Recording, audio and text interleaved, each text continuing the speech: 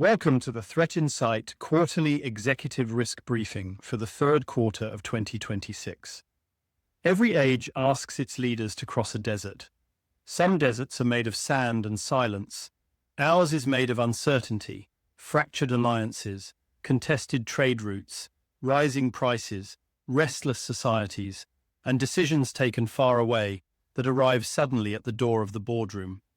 In such a world, risks no longer travel alone. A tremor in one corner of the earth can pass through shipping lanes, energy markets, food systems, currencies, public sentiment, cyber networks, and the quiet machinery that keeps corporate life moving.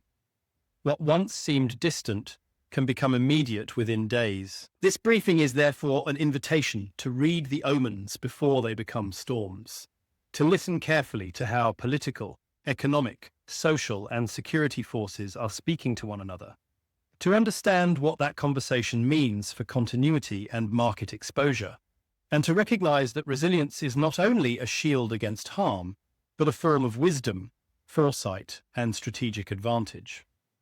Our journey follows a simple path. First, we consider the global risk environment. Second, we group the regional pressure points by the role they play in the wider system. Third, we trace how local shocks travel through logistics, energy, food, regulation, crime, cyber, and social stability. Finally, we translate the outlook into opportunities and practical actions for executive teams over the next 30, 60, and 90 days. The central judgment is clear. The global environment has moved beyond manageable volatility and into structural instability. The dominant risks are no longer separate travelers on separate roads. They now meet at the same well, drink from the same waters, and strengthen one another. Geoeconomic confrontation, state-based conflict, social polarization, misinformation, inflation pressure, and the weaponization of supply chains are converging into one operating environment. The World Economic Forum identifies geoeconomic confrontation as the top risk for the remainder of 2026, followed by interstate conflict, extreme weather, societal polarization, and misinformation. The World Bank's June 2026 outlook points to the same horizon, warning of slower global growth, renewed inflationary pressure, elevated energy and fertilizer costs, and greater vulnerability in developing economies. In plain terms, the world is becoming more contested, more expensive to operate in, more difficult to insure, and more vulnerable to sudden social or security disruption. For business leaders, resilience is no longer a compliance file or a security function kept at the edge of strategy. It has become a commercial capability. Companies that can maintain supply, protect staff, manage currency and logistics shocks, adapt to sanctions and export controls, and read social sentiment early will move with confidence where others hesitate. Those still dependent on single routes, single suppliers, single markets, or old assumptions about political stability will discover too late that the map has changed. The regional picture should be read not as a list of countries, but as a connected map. Each region carries a different message into the global system. In Europe, war, sanctions, cyber operations, and energy pressure walk together as the dominant risk drivers. In the Middle East and North Africa, tension is rising around maritime and logistics disruption, with direct consequences for energy markets.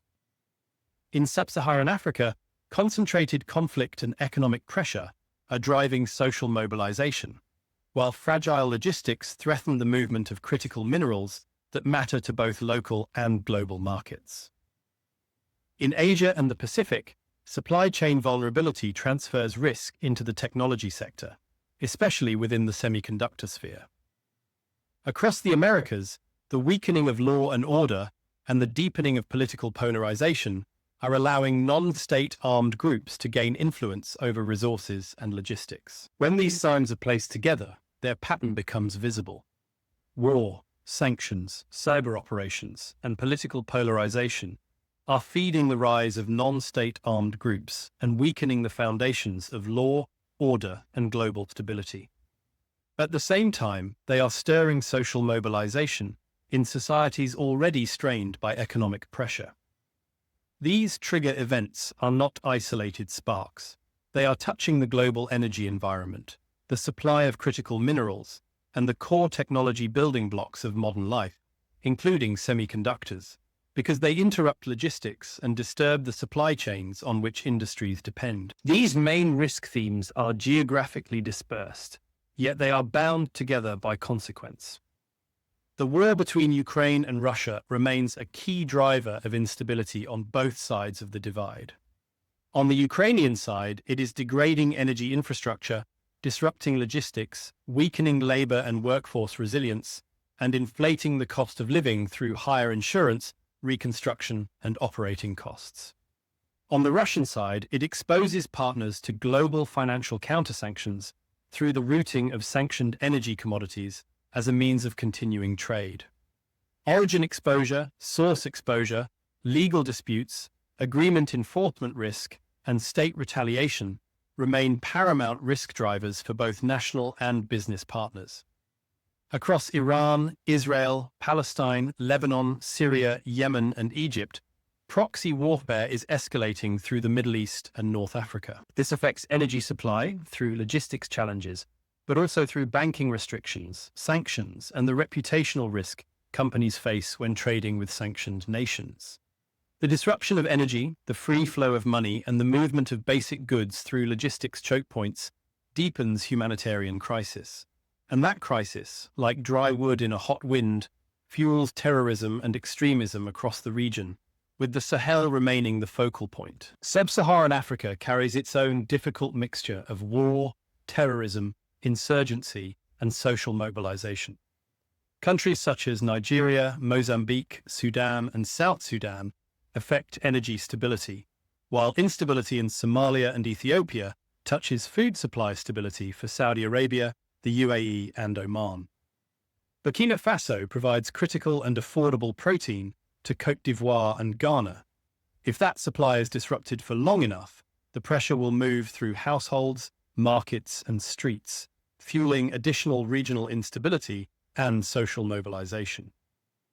Any disruption in Niger's supply of uranium ore affects the European Union, China, and the UAE, while disruption in the supply chain from South Africa and the Democratic Republic of Congo reaches across the mineral spectrum, including rare earth minerals, gold, cobalt, and copper, with consequences for the global alternative energy and automotive sectors. In South Africa, the critical exposure points remain ports, rail, mining, retail, and security. In Asia and the Pacific, the signs appear in different forms. Diplomatic sensitivity around China and Taiwan carries the potential to disrupt microprocessor supply. Social mobilization and instability in the Philippines and Indonesia could severely affect shipping, mining, nickel, and energy. Afghanistan remains a sanctuary for militants, translating into narcotics flows, border instability, and an amplified humanitarian collapse. That instability has the potential to spill into Pakistan and affect food security for the UAE and Saudi Arabia. North Korea continues to heighten regional tension through missile development and testing, while remaining one of the key state-sponsored cyber threats. Its actions increase pressure across the wider Asian region near both Beijing and Tokyo, while its cyber capability creates the means to disrupt logistics. India remains relatively stable, yet its proximity to both Asian and Middle Eastern instability means that spillover risk into a very large market cannot be ignored. In the Americas, instability is no stranger.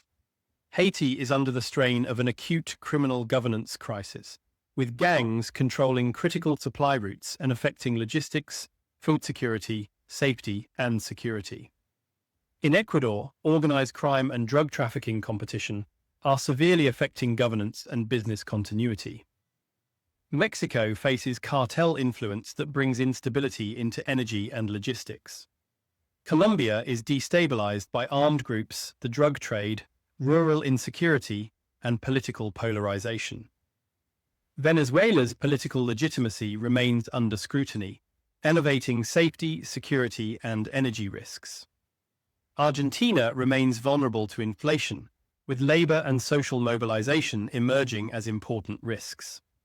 Crime and political polarization in Brazil are affecting agribusiness, mining, logistics, and energy. The United States remains economically resilient to a degree, but its continued political polarization, tariff policy, and foreign policy shift away from diplomacy are reshaping the global socio-political and socio-economic landscape. The United States tariff war and diplomatic failures have deepened the movement away from traditional Western economic markets and strengthened the BRICS bloc.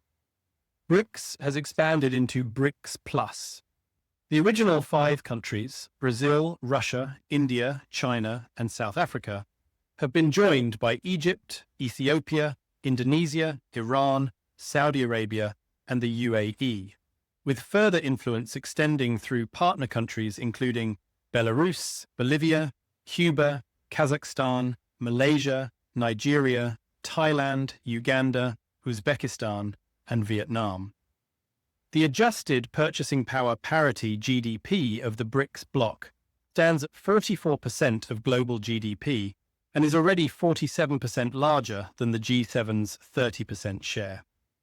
Even more significant is the geographical reach of BRICS across Asia, Africa, the Middle East, Eastern Europe, South America, and the Caribbean. Its strategic mineral control expounds its sphere of influence through collective control of 72% of the world's rare earth reserves, 90% of rare earth midstream processing, and 47% of global oil production. Yet this is only part of the story.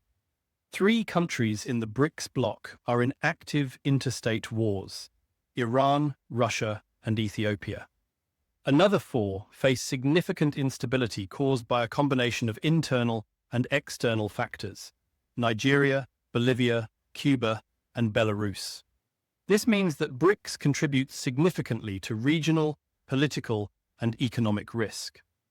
Where there is overlap with direct or indirect United States influence, such as in Iran, Russia, and Cuba, the instability risk and associated impact are compounded. We maintain the view that the United States' shift in foreign policy is amplifying global instability. This is not entirely new.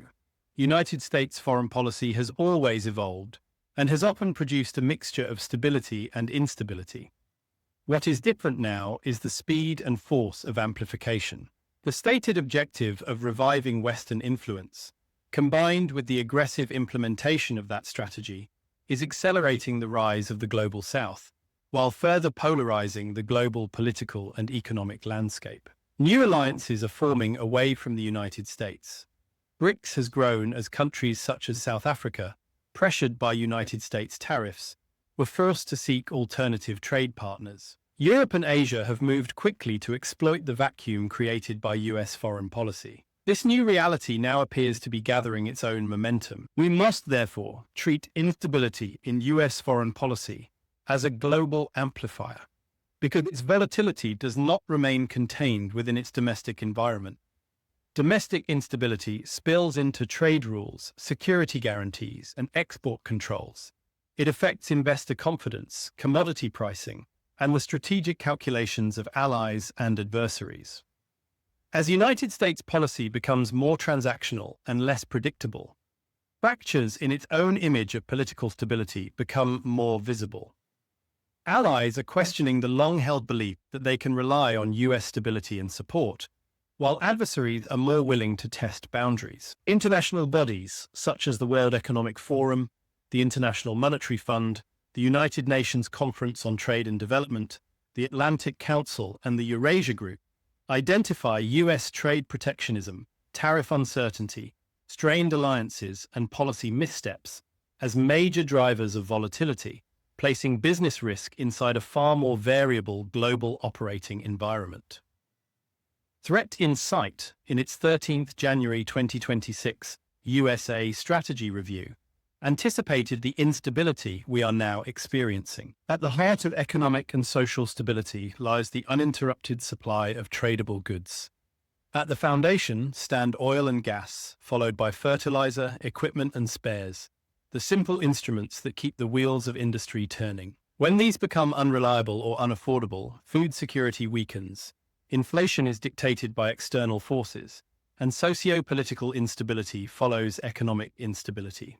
The strategic routes that matter most are the Red Sea, the Suez Canal, Bab el-Mandeb, and the Strait of Hormuz. Oil flow corridors are heavily influenced by the war between the United States and Iran, and by instability in the wider region, including wars involving Israel and Lebanon, Syria, and escalating tension between Israel and Egypt. The Russia and Ukraine war affects the Black Sea transit route, while the Panama Canal is constrained by an El Niño drought, limiting the size and draft of transiting ships. The South China Sea remains a flashpoint, with escalating tension between China, the Philippines, and other neighbors. In essence, the world's great transit routes have become cyclical choke points, each one capable of turning local tension into global cost. These choke points create ripples that travel outward through reliable, cost-effective, and on-time logistics. Any volatility injected at these points plays out first in the energy sector, the backbone of all industries and economies. Oil and gas disruption at any level permeates through national and regional economies. It becomes an inflationary driver, affecting food security and affordability, communication, production output, and the social pressures that can lead to mobilization. Fuel shortages directly affect agriculture, electricity generation, aviation, and mining. The rerouting of spares and equipment affects both cost and reliability of service in telecoms, security, mining, and banking. A disruption at the microprocessor level can disturb the automotive, defense, consumer electronics, industrial equipment, and artificial intelligence infrastructure sectors. In the desert, a single blocked well changes the path of every caravan. In the global economy, a single blocked route can alter the price, timing, and confidence of entire industries. For business and corporate planning, it is no longer enough to ask where production is cheapest. Leaders must now ask where production is politically acceptable, insurable, financeable, legally defensible, and resilient under sanctions or retaliation scenarios. This requires foresight and medium to long-term forecasting. Governments under fiscal pressure increasingly treat minerals, energy, water, food, land, data, and infrastructure as sovereign assets rather than neutral commercial inputs. This affects mining concessions, export permits, beneficiation rules, tax terms, data localization, energy pricing, food export bans, and procurement preferences. For companies, the risk is not only expropriation, it is also the slow tightening of the operating environment through licensing, taxation, compliance demands, local ownership expectations, and political scrutiny. Companies can no longer assume that supply chains will be governed mainly by cost, efficiency, and market demand. They must assume that market access can change suddenly, driven by political decisions and the evolution of foreign policy on both global and local fronts. Historically, sanctions were used as essential tools against aggression, terrorism, proliferation, and organized crime. But their widening use to reshape alliances, block existing trade partnerships, and influence domestic policies by overriding individual sovereignty creates secondary exposure for the financial industry, logistics and technology firms, and multinationals operating far from the original conflict zone. Resilience planning must therefore move beyond contingency and take its place at the center of strategic planning. It must continuously develop scenarios aligned to dynamic socio-political change. For this, credible risk intelligence must stand at the center, helping organizations move in response to real threats and not to the imaginary noise so prevalent across the political and economic ecosystem. The pressure on logistics becomes inflationary pressure. Inflation becomes shortages and affordability strain. Affordability strain touches the cost of food, fuel, rent, electricity, transport, and personal safety. Rising cost then amplifies existing economic challenges and can develop into social mobilization, riots, and radicalization among affected communities. This undermines social cohesion, weakens political stability, and erodes safety and security. For business, the threat is not only physical attack, theft, or extortion, it is also the gradual capture of local operating space by non-state actors who decide what moves, who pays, and who is protected. The rise of extortion groups acting as organized mafias is a global phenomenon born from socio-political and socio-economic instability. Social stability risk must therefore be understood as a household affordability crisis. In practical terms, unrest emerges when ordinary people conclude that the system can no longer provide affordable food, fuel, transport, electricity, housing, jobs, or personal safety. That conclusion creates a predictable escalation chain. Across the alliance vector, the perceived conditionality of United States support to its old alliances is accelerating strategic fragmentation. Allies in Europe, the Gulf, and Asia are investing more in self-help, alternative partnerships, and regional hedging.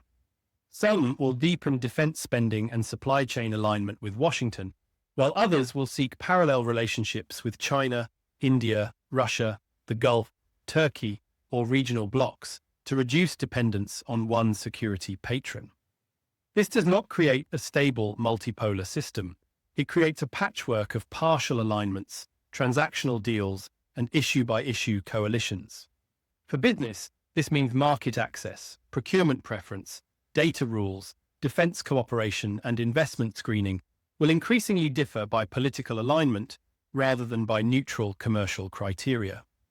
The caravan no longer moves under one flag. It moves through territories where each gatekeeper asks a different question. Yet instability also carries opportunity. The opportunity hidden inside this instability is not opportunism. It is the commercial value of solving scarcity, friction, and distrust. It requires innovation, risk appetite, operational action, and a resilience focus underpinned by accurate, credible, and timely risk intelligence. The companies that gain advantage will be those that reduce dependence on single routes, single suppliers, single jurisdictions, and single political assumptions. This strategic shift in business resilience will create opportunities in supply chain diversification, nearshoring, friendshoring, regional manufacturing, and connector economies. The most important opportunity is strategic positioning. In a fractured environment, trust becomes a competitive advantage. Companies that can prove continuity, ethical sourcing, compliance, staff protection, local partnerships, community legitimacy, and transparent decision-making will earn access where weaker competitors face delay, scrutiny, or exclusion. Continuously measuring government and community sentiment toward an organization or brand now provides risk intelligence that supports strategic decision-making and delivers operational advantage. The practical message is simple. Instability creates cost, but it also rewards organizations that can turn resilience into a product, a service, a route to market, and a source of confidence. For executives, therefore, the immediate task is to convert this story into exposure management. Begin by identifying country exposure at 3 levels. Direct exposure is where people, assets, suppliers, customers, data, and inventory physically sit. Indirect exposure is where inputs, shipping routes, finance, insurance, cloud infrastructure, outsourced services, and critical components depend on unstable geographies. Political exposure is where the license to operate depends on governments under fiscal, social, or security pressure. The risk is often not where the company is headquartered, it is where the weakest link in the operating chain waits quietly to be discovered. For operational managers, the priorities are equally clear. Map critical suppliers beyond Tier 1. Test alternatives for ports, border crossings, airlines, sea lanes, and inland transport. Increase visibility over inventory and lead times. Build trigger points for rerouting, stock release, staff movement, security escalation, and customer communication.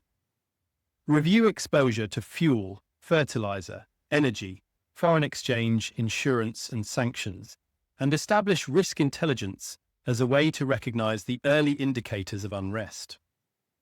The bottom line is this: the next quarter will reward organizations that treat geopolitics, economics, crime, terrorism, social stability, and logistics as one integrated risk ecosystem.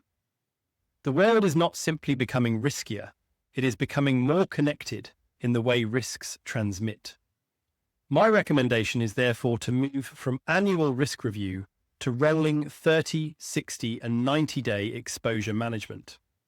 Treat country risk as dynamic, not static. Treat supply chains as strategic, not administrative.